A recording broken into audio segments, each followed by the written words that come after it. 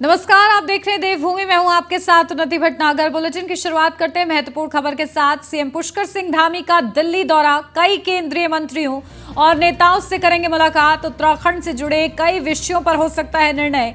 CM UCC के मुद्दे पर केंद्रीय नेताओं से बात कर सकते हैं। प्रधानमंत्री नरेंद्र मोदी से भी मिल सकते हैं मुख्यमंत्री पुष्कर सिंह धामी। तो सीएम धामी का दिल्ली दौरा है और इस दौरे के दौरान वो प्रधानमंत्री नरेंद्र मोदी से भी मुलाकात कर सकते हैं और इस दौरान यूसीसी के मुद्दे पर खास तौर से चर्चा कर सकते हैं। तो उत्तराखंड के लिए काफी ज्यादा उम्मीदें हैं उत्तराखंड वासियों के अंदर सीएम पुष्कर सिंह धामी के इस दिल्ली दौरे से, क्योंकि इस दिल्ली दौरे के दौरान केंद्रीय मंत्रियों और नेताओं से वो मुलाकात करेंगे। साथ ही साथ प्रधानमंत्री नरेंद्र मोदी से भी मुलाकात कर सकते हैं और उत्तराखंड के लिए कई महत्वपूर्ण फैसलों पर निर्णय भी लिया जा सकता है। तो वहीं यूसीसी के मुद्दे पर केंद्रीय नेताओं से बात कर सकते हैं सीएम पुष्कर सिंह धामी। प्रधानमंत्री नरेंद्र मोदी से भी मिल सकते हैं और इस दौरान भी यूसीसी पर चर्चा कर सकते हैं। तो यूसीसी को लेकर समिति ने रिपोर्ट दी है और अब उस रिपोर्ट के आगे की प्रक्रिया शुरू हो चुकी है तेजी के साथ।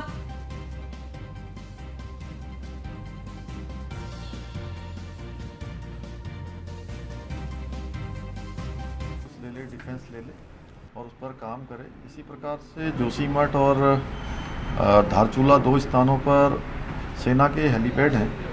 उन हेलीपैडों का संचालन सेना करती है, लेकिन समय समय पर राज्य को भी बहुत सारे ऑपरेशन करने होते हैं, बहुत सारी जगह पर आपात सेवाओं पर भी जाना होता है, तो उसकी अनुमति राज्य को भी बराबर रूप से दे दी जाए। और साथ में कुछ स्थानों पर जो सैनिक बाहुल्य क्षेत्र होने के कारण से कैंटीन इत्यादि वह भी हमारे यहाँ पर अधिक खोले जाने की मांग लगातार की जाती रही है। रुद्रप्रयाग क्षेत्र में 30,000 से अधिक सैनिकों के बीच में सीएसटी कैंटीन न होने के कारण से उनको दूर दराज के क्षेत्रों में जाना पड़ता है। तो वहाँ पर कैंटीन की सुविधा के लिए वहाँ कैंटीन खोल दी जाए। साथ में ईसीएचएस का एक केंद्र वहाँ खोल दिया गया है, उसके लिए मैंने माननीय रक्षा मंत्री जी का धन्यवाद किया है। इसी प्रकार से उपनल का जो देहरादून में कार्यालय है, जो 25-30 हज़ार कर्मियों को, पूर्व सैनिकों को लगातार अपनी सेवाएं देते हैं, उनका कार्यालय वहाँ पर चूँकि अन्यंत्र स्थापित किया जाना है, तो उसके लिए ज़मीन हमको मिल जाए। इसी प्रकार से देहरादून का जो जॉलीग्रांट का एयरपोर्ट है, उस एयरपोर्ट का विस्तार होना है, उसका विस्तारीकरण होना है। तो वहाँ पर 21 एकड़ ज़मीन एनटीआरओ की है। एनटीआरओ को हमने कहा है कि हम अन्य जगह पर ज़मीन दे देंगे, वहाँ की ज़मीन वो राज्य सरकार को दे दें, जिससे कि हम हवाई अड्डे का विस्तार कर सकें। इसके अलावा आज मैं पुरुषोत्तम रूपाला जी से मिला हूँ। वहाँ पर हमको पहले 60 मोबाइल वैनें मिली हैं वेटनरी यूनिट की। अभी 35 विकासखंड ऐसे हैं जहाँ पर अभी मोबाइल वैन नहीं है वेटनरी की, वहाँ पर भी मैंने उनसे कहा है कि वो मिल जाएंगी। तो निश्चित रूप से उत्तराखंड जैसे राज्य में जहाँ की भौगोलिक परिस्थितियाँ अत्यधिक कठिन हैं, तो उससे बहुत आसानी होगी हमारे पशु पालकों को, पशुधन के क्षेत्र में काम करने वाले लोगों को। तो उन्होंने कहा है। और इसी प्रकार से एक्वा के क्षेत्र में एक हमारा बड़ा एक्वा पार्क सितारगंज में बनाया जा रहा है, उसकी धनराशि हमको जल्दी से जल्दी जो है आवंटित कर दी जाए। और पीएम संपदा में जो यूनिट लगाने की 100 स्क्वायर मीटर जो उसकी औपचारिकता है, उसको हमारे राज्य में उत्तराखंड में उसको 50 मीटर कर दिया जाए। तो उन्होंने कहा है इसको कर देंगे। इसके अलावा मोबाइल वैन का हो गया। नेशनल लाइफ स्टॉक मिशन में केंद्र की सरकार की जो धनराशि है, वो धनराशि जल्दी से जल्दी राज्य को जारी कर दी जाए।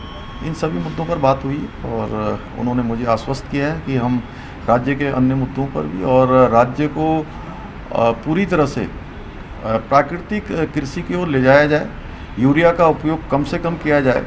और जो राज्य यूरिया का जितना कम उपयोग करेगा, उसकी धनराशि 50% उस राज्य को वापस की जाएगी। तो हम सोचते हैं कि उत्तराखंड राज्य इस दिशा में एक अच्छी पहल करके राज्य का मॉडल राज्य बन सकता है। मैंने उनको आश्वस्त किया है कि हम इस पर काम करेंगे। सर, यूसीसी को लेकर विपक्ष से भी समर्थन कहीं न कहीं आ रहा है। मायावती जी ने एक तरीके से समर्थन किया है और कहा है कि लागू करने के तरीके पर हालांकि उन्होंने सवाल उठाया। देखिए, एक बात यह है कि यूसीसी चूँकि भारत के संविधान के अनुच्छेद 44 में इसका प्रावधान किया गया है और इस पर हम किसी के भी जो चले आ रहे कस्टम हैं उनको बदलने वाले नहीं हैं। और वैसे तो ड्राफ्ट जब आएगा तो ड्राफ्ट बनाने वाली कमेटी ने देश भर के लोगों से बात की है, लॉ कमीशन भी उसमें सबसे बात कर रहा है। उससे पहले 2,35,000 लोगों से उनके मत यूसीसी कमेटी ले चुकी है। विभिन्न धार्मिक संगठनों के लोगों से, विभिन्न सामाजिक संगठनों के लोगों से, अनेक स्टेक होल्डरों से भी लगातार कमेटी ने बात की है और सभी के मत ले लिए हैं। उस पर कमेटी अपना कंक्लूजन कर रही है।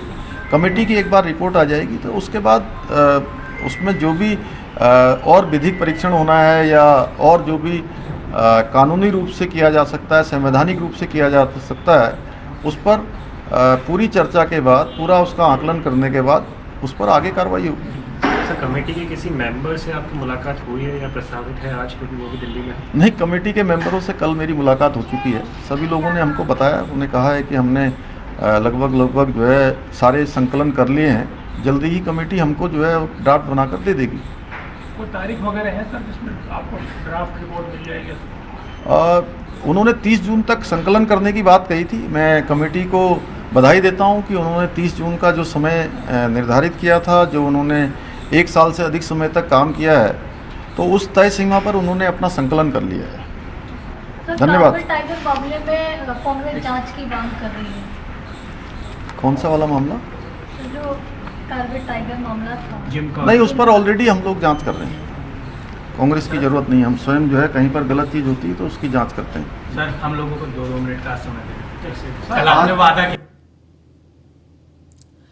तो देखिए, सीएम पुष्कर सिंह धामी को आप सुन रहे थे, दिल्ली के खास दौरे पर हैं और किस तरीके से उत्तराखंड के लिए लाभ की तैयारी वो कर रहे हैं। तमाम महत्वपूर्ण फैसलों पर केंद्रीय नेतृत्व से भी वो मुलाकात करते नजर आ रहे हैं। बढ़ते हैं आगे।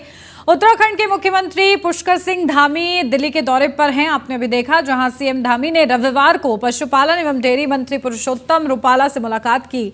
इस दौरान उन्होंने पशुधन बीमा की अवशेष धनराशि अवमुक्त करने, साथ ही उत्तराखंड में संचालित सचल पशु चिकित्सा वाहन की सेवाएं 35 विकास खंडों में भी उपलब्ध कराए जाने का भी अनुरोध किया।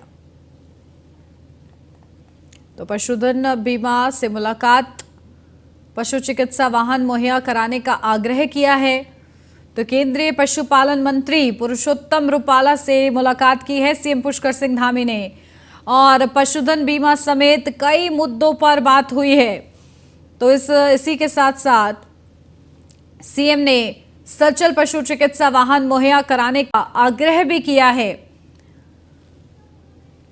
तो केंद्रीय पशुपालन मंत्री पुरुषोत्तम रुपाला से मुलाकात की है सीएम पुष्कर सिंह धामी ने अपने दिल्ली दौरे के दौरान, और यही कोशिश कि उत्तराखंड के लिए महत्वपूर्ण फैसले सीएम पुष्कर सिंह धामी ले रहे हैं और इसी दिशा में पशु बीमा समेत कई महत्वपूर्ण मुद्दे इस दौरान चर्चा का विषय रहे, जिन पर विस्तृत चर्चा हुई है और उन चर्चा के जरिए कोशिश की गई है कि पशुधन बीमा और चिकित्सा, पशु वाहन चिकित्सा मुहैया कराने का भी आग्रह सीएम पुष्कर सिंह धामी की तरफ से, पशुपालन मंत्री की तरफ से किया गया है। अपडेट ले लेते हैं, हमारे संवाददाता पीयूष तिवारी हमारे साथ जुड़ गए हैं।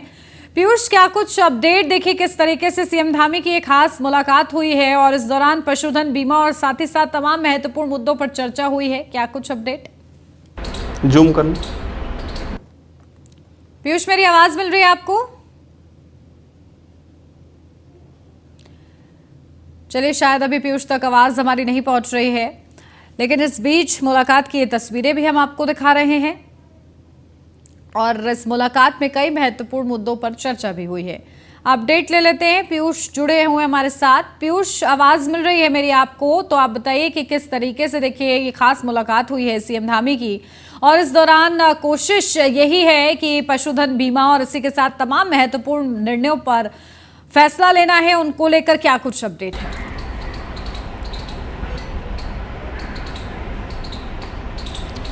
बिल्कुल, अगर हम बात करें तो यूसीसी के चर्चाओं के बीच उत्तराखंड के मुख्यमंत्री पुष्कर सिंह धामी का दिल्ली दौरा काफ़ी महत्वपूर्ण माना जा रहा है। इस दौरान अगर हम बात करें तो उनकी मुलाकात कल रक्षा मंत्री राजनाथ सिंह से हुई है। इसके साथ ही आज जो केंद्रीय मंत्री है पुरुषोत्तम रूपाला, उनसे उत्तराखंड के मुख्यमंत्री पुष्कर सिंह धामी की मुलाकात हुई है और दोनों ही मंत्रियों से संबंधित जो मंत्रालय की परियोजनाएं जो राज्य में चल रही है उसको लेकर कहीं ना कहीं चर्चा हुई है कि किस तरीके से उसको आगे और दिशा में बढ़ाया जा सके। सबसे महत्वपूर्ण बात है कि ये भी बताया जा रहा है कि संभवतः प्रधानमंत्री नरेंद्र मोदी से भी मुलाकात उत्तराखंड के मुख्यमंत्री पुष्कर सिंह धामी की हो सकती है। हालांकि आधिकारिक रूप से नहीं बताया गया है, लेकिन बताया जा रहा है कि अगर मुलाकात होती है तो निश्चित रूप से जिस तरीके से उत्तराखंड यूसीसी को लेकर आगे बढ़ रहा है, आपने देखा कि एक कमेटी भी उत्तराखंड सरकार की ओर से बनाई गई थी और ये 5 सदस्यीय कमेटी थी। रंजना प्रकाश देसाई इसकी अध्यक्षता कर रही हैं और कहीं ना कहीं ड्राफ्ट तैयार कर लिया गया है। तो देश की बात करें तो केंद्र सरकार एक तरफ यूसीसी को लेकर चर्चा कर रही है और कल भी विधि आयोग की कहीं ना कहीं बैठक है और इसी बीच कहीं ना कहीं उत्तराखंड में यूसीसी को जल्द से जल्द लागू कराया जा सके, इसको लेकर उत्तराखंड सरकार आगे इस कदम में कहीं ना कहीं बढ़ रही है।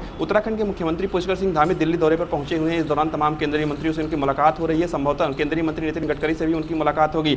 निश्चित रूप से तमाम परियोजनाओं को लेकर चर्चा तो हो ही रही है, लेकिन यूसीसी को लेकर भी कहीं ना कहीं केंद्रीय मंत्रियों से उत्तराखंड के मुख्यमंत्री पुष्कर सिंह धामी चर्चा कर रहे हैं कि जो ड्राफ्ट कहीं ना कहीं तैयार किया गया है वो जल्द जो राज्य सरकार है उसको कमेटी सौंप देगी। उसके बाद राज्य सरकार भी इस दिशा में आगे बढ़ेगी। तो निश्चित रूप से जो पार्टी के वरिष्ठ नेता हैं, जो केंद्रीय मंत्री हैं, उनसे भी एक तरीके से सलाह भी उत्तराखंड के मुख्यमंत्री पुष्कर सिंह धामी ले रहे हैं कि किस तरीके से राज्य सरकार इस दिशा में आगे बढ़े, क्योंकि आपने देखा कि जब पहला कार्यकाल उत्तराखंड के मुख्यमंत्री पुष्कर सिंह धामी का, देखिए इस मुलाकातों के जरिए कोशिश यही है कि कई बड़े फैसले लिए जाएं जो कि उत्तराखंड वासियों के हित में हो। ठीक है, बहुत शुक्रिया पीयूष आपका तमाम जानकारी के लिए।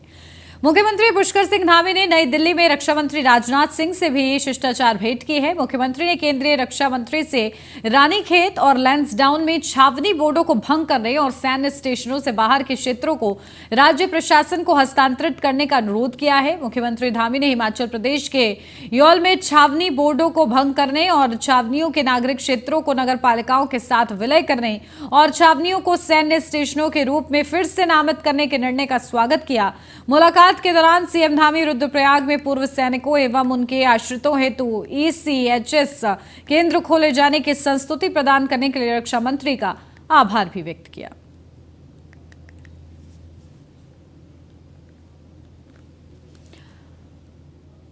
उत्तराखंड में यूनिफॉर्म सिविल कोड को लेकर चर्चाओं के बीच मुख्यमंत्री पुष्कर सिंह धामी ने न्यूज 1 इंडिया के ब्यूरो चीफ सुदीप जैन से एक्सक्लूसिव बातचीत की है।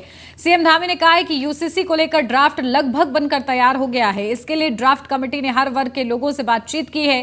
ड्राफ्ट आने के बाद इसका अवलोकन किया जाएगा और फिर जो भी आगे की कार्रवाई होगी वो की जाएगी। सीएम धामी ने कहा है कि ये हमारे लिए सौभाग्य की बात है कि बाबा साहेब ने धारा 44 में जिन बातों का जिक्र किया है उन्हें लागू करने का अवसर हमें मिल रहा है। उत्तराखंड में यूनिफॉर्म सिविल कोड का जो मुख्यमंत्री पुष्कर सिंह धामी ने विधानसभा चुनाव से पहले ऐलान किया था, उसका फाइनल ड्राफ्ट लगभग बनकर तैयार है। कल कमेटी ने दिल्ली में प्रेस कॉन्फ्रेंस करके विस्तृत जानकारी दे दी। हमारे साथ बातचीत करने के लिए मुख्यमंत्री पुष्कर सिंह धामी हैं। सर, एक उत्तराखंड से निकला विषय, ये बहुत बड़ी बात है कि बीते 22 वर्षों में शायद ऐसा पहली बार होगा कि उत्तराखंड से निकला विषय अब राष्ट्रीय मुद्दा बन चुका है और इसके समर्थन में विपक्षी दल भी आ रहे हैं। हालांकि विरोध है, सबकी अपनी राय है, लेकिन विपक्षी दल भी इसके समर्थन में आ रहे हैं। कैसे देखते हैं?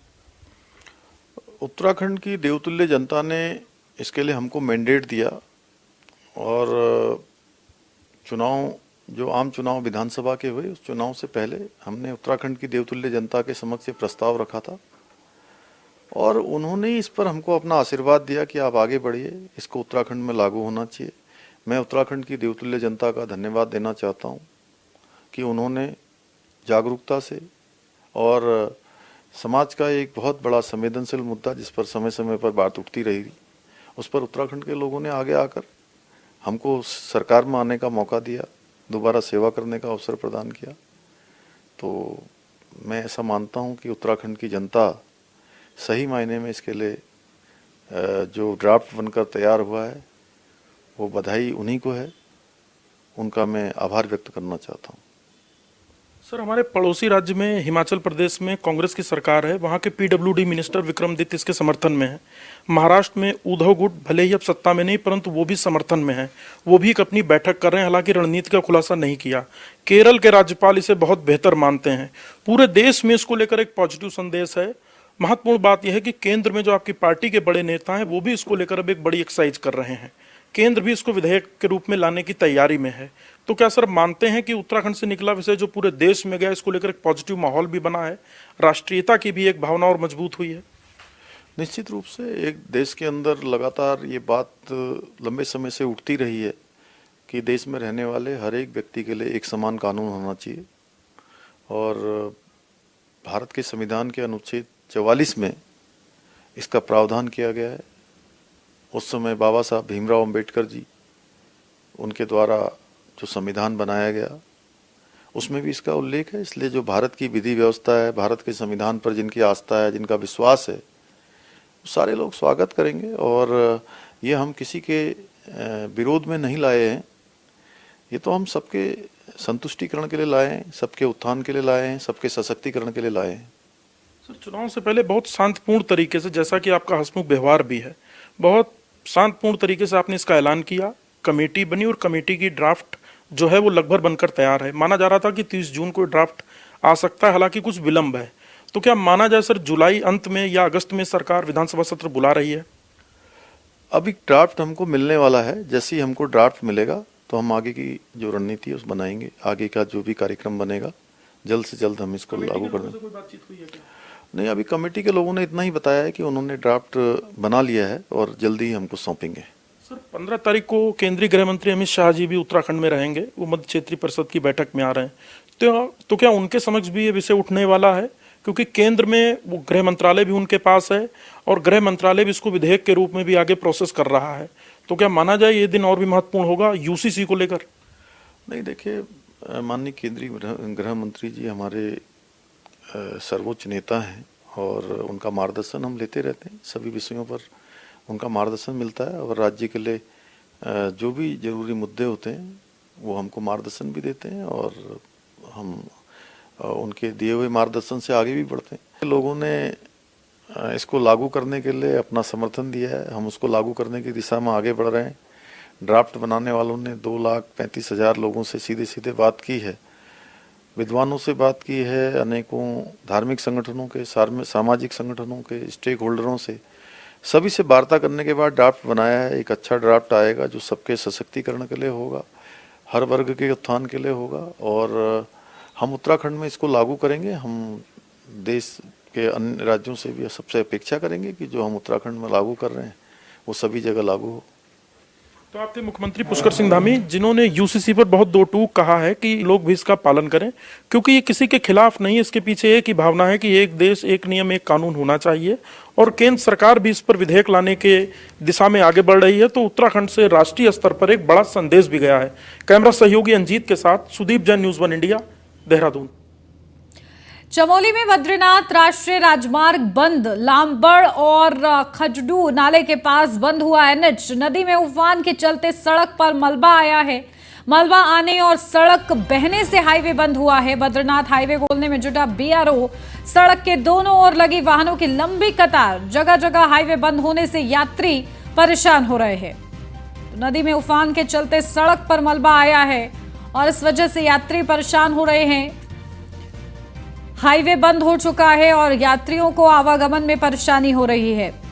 तो चमोली में बद्रीनाथ राष्ट्रीय राजमार्ग बंद हुआ है, जहां लामबगड़ और खचड्डू नाले के पास बंद हुआ है एनएच। तो नदी में उफान के चलते सड़क पर भी मलबा आ गया है और इस वजह से आवागमन प्रभावित हुआ है और सीधा असर यात्रियों को हुआ है, जहां यात्रियों को परेशानी हो रही है आने और जाने में। बद्रीनाथ हाईवे को खोलने में हालांकि बीआरओ जुटा हुआ है।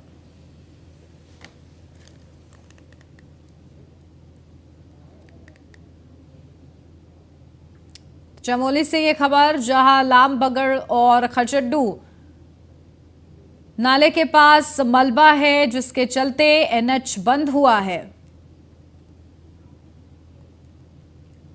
पहाड़ों की रानी मसूरी में तेज बारिश होने से जनजीवन अस्त व्यस्त हो गया है। मसूरी के सभी नाले खाले उफान पर होने के कारण बारिश के पानी के साथ सड़कों पर मलबा आने से यातायात प्रभावित हुआ है। वहीं कई वाहन सड़कों पर भी फंस गए हैं। मसूरी कैंपटी मार्ग मसूरी देहरादून मार्ग मसूरी टिहरी बाईपास मार्ग में बारिश के पानी से सड़कों पर भारी मलबा आ गया है, जिससे वाहनों की आवाजाही में लोगों को भारी परेशानी उठानी पड़ी है। वहीं मसूरी के मुख्य चौक से कई किलोमीटर का जाम लग गया, जिससे मसूरी पुलिस द्वारा व्यवस्थित करने में भी काफी समय लग गया।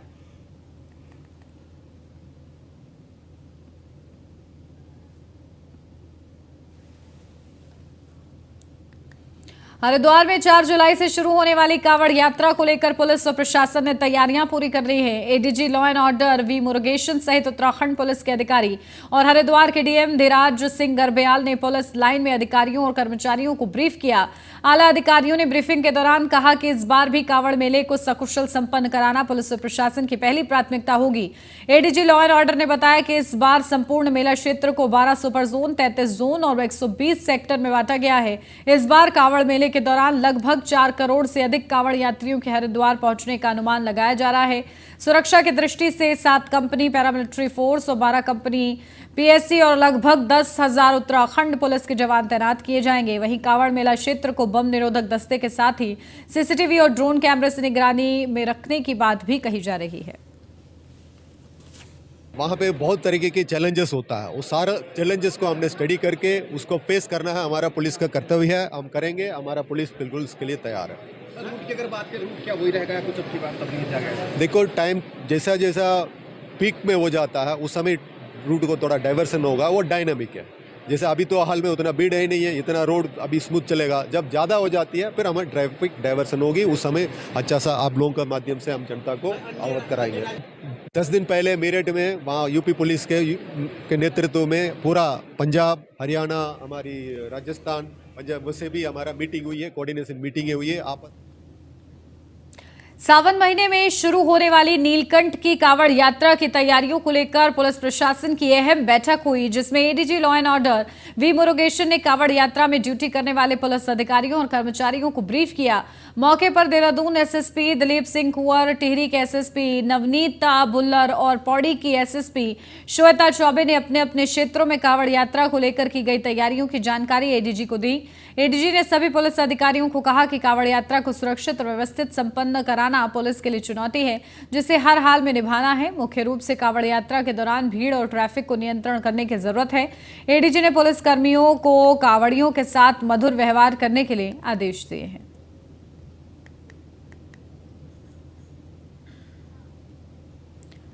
लक्सर में पुलिस ने बाइक चोर गिरोह का पर्दाफाश किया है। साथ ही पुलिस ने 3 आरोपियों को गिरफ्तार करते हुए 14 बाइकें भी बरामद की हैं। पुलिस टीम ने मुखबिर की सूचना पर बक्करपुर तिराहे से चेकिंग के दौरान 3 हीरो होंडा स्प्लेंडर मोटरसाइकिल पर सवार 3 संदिग्ध युवकों समेत सुमित कुमार, मुकुल, परमजीत को गिरफ्तार किया है। गिरफ्तार आरोपियों से मौके पर ही चोरी की गई 3 मोटरसाइकिल व पूछताछ के बाद उनकी निशानदेही पर 11 मोटरसाइकिल सुल्तानपुर लक्सर रोड स्थित एक खंडर से बरामद की गई हैं। वहीं बरामद की गई 3 मोटरसाइकिलों का लक्सर कोतवाली में व 4 मोटरसाइकिलों का थाना सिडकुल में चोरी का मुकदमा दर्ज है।